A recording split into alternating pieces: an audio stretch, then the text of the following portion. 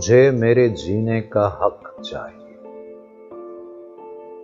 जमीन जिस पे मेरे कदम टिक सके और तारों भरा फलक चाहिए। मुझे अपने जीने का हक चाहिए। नेमतें जो मेरे रब ने धरती को दी, साफ पानी, हवा, बारिशें, चांदनी, ये तो हर इब्ने आदम की जागीर हैं। ये हमारी तुम्हारी किसी की नहीं। मुझको तालीम, सेहत और उम्मीद की 7 रंगों भरी एक धनक चाहिए। मुझे अपने जीने का हक चाहिए।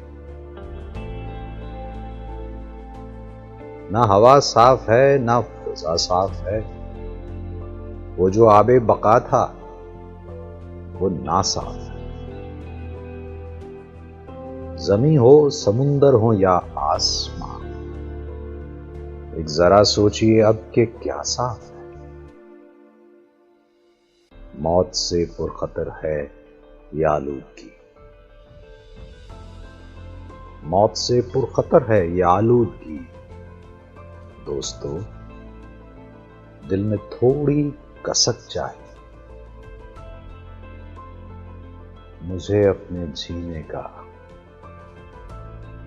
हक चाहिए।